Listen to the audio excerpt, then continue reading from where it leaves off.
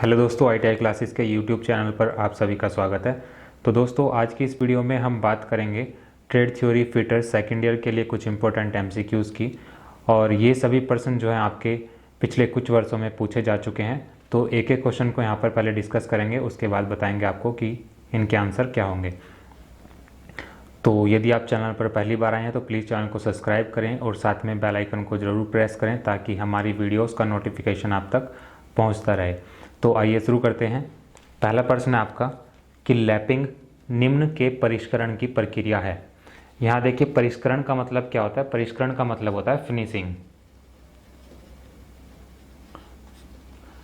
अब आप सब जानते हैं कि जब भी आप कोई जॉब तैयार करते हैं तो उस पर आप अलग अलग प्रोसेस क्या करते हैं, फॉलो करते हैं, अलग अलग स्टेप्स करते हैं, तब उसको फाइनल स्टेज पर आप लेकर आते हैं। तो जो लास्ट का स्टेप होता है आपका, उसमें आप क्या करते हैं, जो आपकी जॉब होती है या फिर जो आपका वर्क पीस होता है उसकी आप फिनिशिंग करते हैं और उसके बाद उसको बाहर निकाल देते हैं।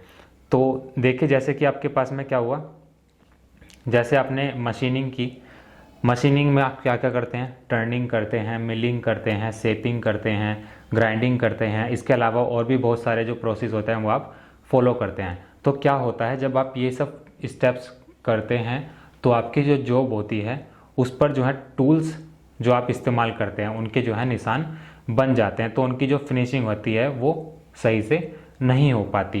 तो इनकी फिनिशिंग करने के लिए आप क्या करते हैं, जो ऑपरेशन होते हैं ये माइक्रो ऑपरेशन कहलाते हैं आपके, माइक्रो ऑपरेशन। तो लैपिंग होता है आपका, होनिंग होता है, इसके अलावा एक दो और ऑपरेशन होते हैं जिनके द्वारा आप हल्की हल्की मात्रा में क्या होता है, धातु को निकाल देते हैं। तो ये प्रोसेस आप फॉलो करते हैं ताकि हमारी जो है जॉब की सतह एक अच्छी हमें प्राप्त हो। तो लैपिंग क्या होता है, लैपिंग आपका एक माइक्रो फिनिशिंग ऑपरेशन होता है। इसमें क्या करते हैं, आपकी जो सरफेस होती है, आपके पास में दो सरफेस होती हैं, उनको रगड़ा जाता है और उनके बीच में जो रखा जाता है वो एक एब्रेसिव रखा जाता है। एब्रेसिव का मतलब क्या होता है, एब्रेसिव का मतलब ये होता है कि जो आप लैपिंग में औजार अपने युक्त करते हैं उनसे बना एक पदार्थ इनके बीच में रखा जाता है, जो आपकी जॉब को क्या करता है, एक अच्छी फिनिशिंग देता है। तो ये आपका लैपिंग में प्रोसेस होता है। तो इसमें पूछा क्या कि लैपिंग निम्न के परिष्करण की प्रक्रिया है, मतलब लैपिंग के द्वारा आप किस किस की फिनिशिंग कर सकते हैं। तो ऑप्शन इसमें आपको दिए गए हैं, केवल बाह्य सतह, दूसरा ऑप्शन है केवल आंतरिक सतह, तीसरा ऑप्शन है बाह्य और आंतरिक सतह, चौथा ऑप्शन है केवल चपटी सतह। तो इसका जो सही आंसर होगा क्या होगा, ऑप्शन नंबर सी होगा, बाह्य और आंतरिक सतह। क्योंकि जो आपके पास में लैपिंग प्रोसेस होता है इसमें आपके पास में दोनों तरह के टूल्स होते हैं। जो आपका आंतरिक सतह होगी उसको भी फिनिशिंग देते हैं और जो आपका बाह्य टूल्स होते हैं उनके द्वारा भी आप जॉब को फिनिशिंग देते हैं। इसके बाद में सेकंड क्वेश्चन है आपका कि कार्यखंड कब घर्षक से आकर्षित होकर लैप काटता है। तो कब लैप काटेगा, जब आपकी जो सरफेस है वो खुरदुरी होगी तभी क्या होगा, वो घिसना स्टार्ट होगा, तभी उसकी फिनिशिंग जो है अच्छे से हो पाएगी। ऑप्शन इसमें देख लेते हैं आपको क्या क्या दिए गए हैं। कार्यखंड लैप से नरम होने पर, कार्यखंड लैप से कठोर होने पर, लैप कार्यखंड से नरम होने पर, और चौथा ऑप्शन है लैप कार्यखंड से खुरदरा होने पर। तो पूछा क्या इसमें कि कार्यखंड कब घर्षक से आकर्षित होकर लैप काटता है। तो लैप जब कार्यखंड से खुरदुरा होगा तो ही लैप काटता है। तो इसका जो सही आंसर होगा ऑप्शन नंबर डी होगा। इसके बाद में प्रश्न नंबर 3 है कि लैपिंग का उद्देश्य है। ऑप्शन इसमें आपको दिए गए हैं, ऊपरी पदार्थों को हटाना, दूसरा ऑप्शन है टेपर को हटाना, तीसरा ऑप्शन है उच्च पृष्ठ परिष्कृति तथा परिशुद्धता प्रदान करना, और चौथा ऑप्शन है घटकों की गुणवत्ता को सुधारना। तो इसका जो सही आंसर होगा ऑप्शन नंबर सी होगा कि जो ऊपरी सतह होगी आपकी जॉब की उसको क्या करना, एक अच्छी फिनिशिंग देना, इसके अलावा उसको एक्यूरेसी प्रदान करना। तो ये लैपिंग का उद्देश्य होता है। प्रश्न नंबर 4 है आपका कि लैपिंग प्लेट पर दिए गए ग्रूव का उद्देश्य है। तो लैपिंग प्लेट पर जो आपके ग्रूव दिए गए होते हैं उनका उद्देश्य ये होता है कि जो उनके अंदर आप पेस्ट यूज़ करते हैं वो उसके अंदर बना रहे। तो ऑप्शन देख लेते हैं इसमें क्या क्या दिए गए हैं। घर्षण कम करना, दूसरा ऑप्शन है लैपिंग पेस्ट को बनाए रखना, तीसरा ऑप्शन है मेटल चिप्स को एकत्र करना और चौथा ऑप्शन है प्लेट के डिस्टॉर्शन से को बचाना। तो इसका जो सही आंसर होगा वो क्या होगा, लैपिंग पेस्ट को बनाए रखना, इसलिए उसमें क्या होते हैं, ग्रूव दिए जाते हैं। प्रश्न नंबर 5 है आपका कि अलौह धातु की होनिंग के लिए निम्न से कौन सा एब्रेसिव प्रयोग किया जाता है।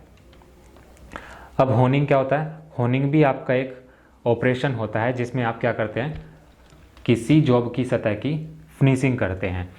बट इसमें क्या होता है, इसमें जो आपकी धातु होती है, धातु की सतह से स्टॉक हटाए जाते हैं। इसमें क्या होता है, ये एक ऐसा प्रोसेस होता है जिस तरह से आप समझ सकते हैं कि जिस तरह से आप किसी सरफेस पर क्या करते हैं, ग्राइंडिंग करते हैं। अब इसमें होता क्या है, होनिंग में जो आपकी सतह होगी वो कितनी धातु निकाल सकती है, मैक्सिमम 0.25 mm तक धातु निकाल सकती है और उसको एक फिनिशिंग सरफेस प्रदान कर सकती है। तो इसके द्वारा आप क्या करते हैं, मैक्सिमम 0.25 mm तक धातु को निकाल सकते हैं।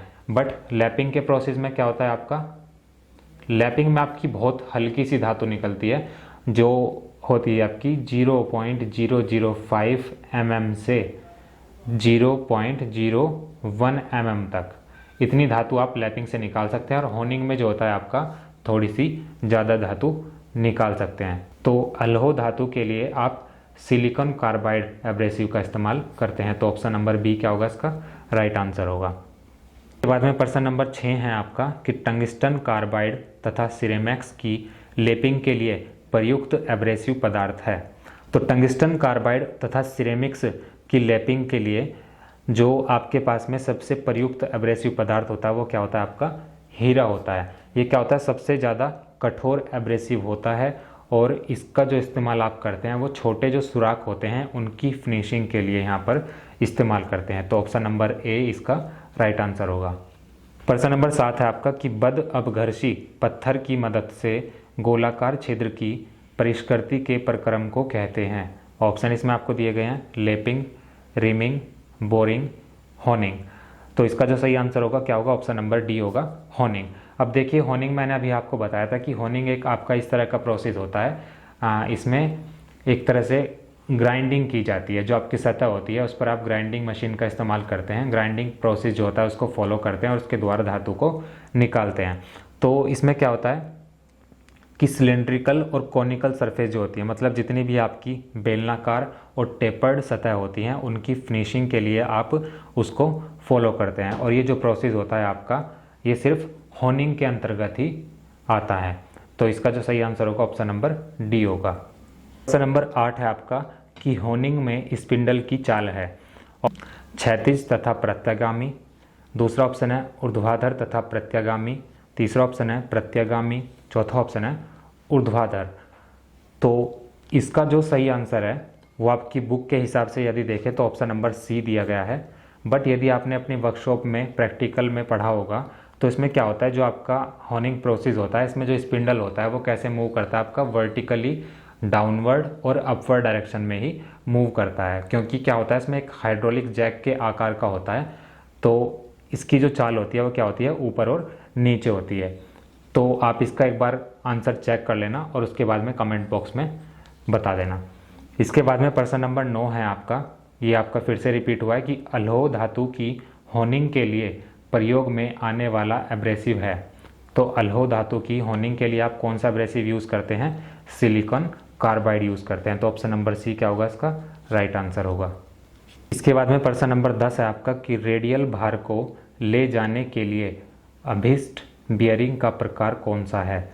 तो रेडियल भार को ले जाने के लिए जो आप बियरिंग यूज़ करते हैं वो कौन सी होती है, रोलर बियरिंग होती है। तो ऑप्शन नंबर सी क्या होगा, इसका राइट आंसर होगा। इसके बाद में प्रश्न नंबर 11 है आपका कि इंजीनियरिंग कंपोनेंट बियरिंग को बनाने में प्रयुक्त होने वाली प्लास्टिक है। ऑप्शन इसमें आपको दिए गए हैं, पॉलीथीन, सेलुलोस, एक्रिलिक रेन और नाइलॉन। तो इसका जो सही आंसर होगा ऑप्शन नंबर डी होगा, नाइलॉन। और आखिरी प्रश्न है आपका कि हार्डन्ड स्टील शाफ्टों को ले जाने वाले मोटी दीवारों वाले बियरिंग बुशों में आमतौर पर प्रयोग की जाने वाली सामग्री का नाम बताइए।